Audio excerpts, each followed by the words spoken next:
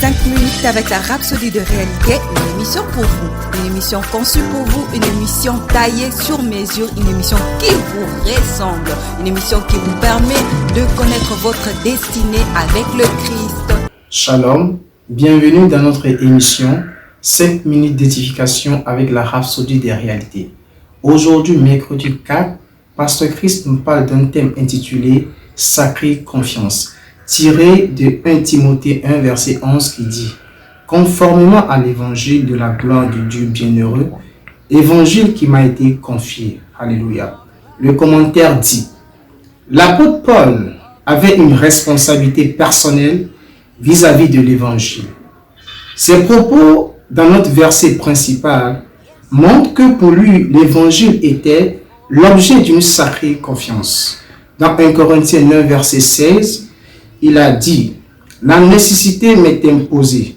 Oui, malheur à moi si je ne prêche pas l'évangile. » Encore une fois, dans 1 Timothée 1, verset 12, il a déclaré « Je rends grâce à celui qui m'a fortifié, à Jésus-Christ notre Seigneur, de ce qui m'a jugé fidèle en m'établissant dans le ministère. » Alléluia.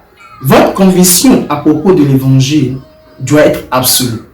Pensez-y, le salut des âmes perdues est la passion numéro 1 de Dieu. C'est tout ce qui importe dans les cieux. Cependant, Dieu a confié une si grande mission et cette responsabilité à vous et à moi. C'est quelque chose à sanctifier, trop sacro-saint pour être prise à la légère. Alléluia. Dans Marc 16, verset 15, Jésus a dit « Allez partout dans le monde et prêchez l'évangile à toute la création. » C'est la grande commission. Vous devez vous poser cette question. Dieu peut-il me faire confiance pour accomplir cette mission? Est-ce vous vous occupez de ces affaires ou vous êtes toujours occupé à poursuivre vos propres rêves que l'évangile et sa propagation dans le monde comptent plus pour vous qu'autre chose dans ce monde? Soyez engagés pour l'évangile, quelles que soient les oppositions que vous pourriez rencontrer.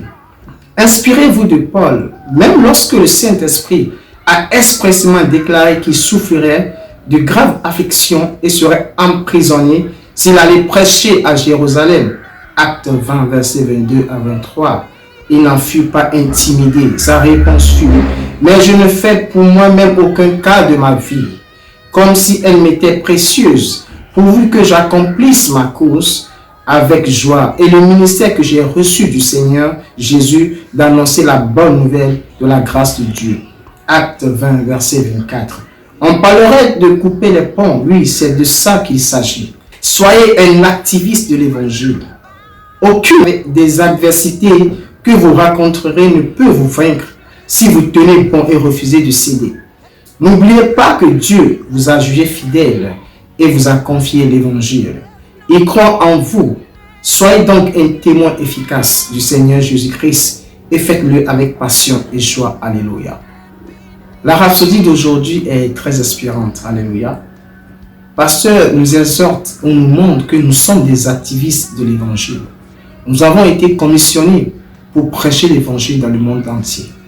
C'est de notre responsabilité de faire en sorte que le monde parvienne au salut. Alléluia. Nous allons prendre quelques secondes pour méditer sur cette parole.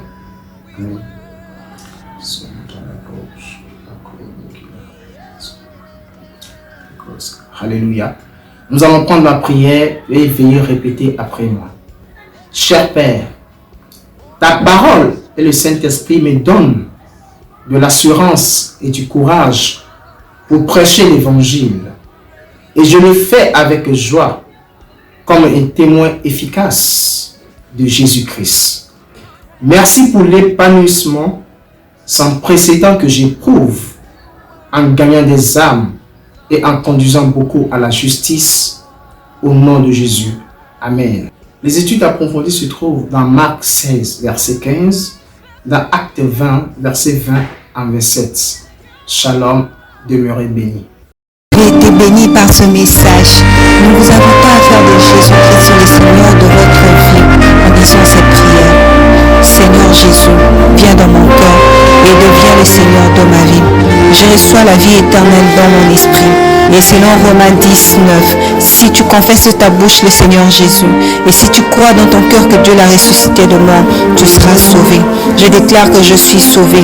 Je suis né de nouveau. Je suis un enfant de Dieu. Maintenant, j'écris ce qui demeure en moi. Félicitations, vous êtes maintenant un enfant de Dieu.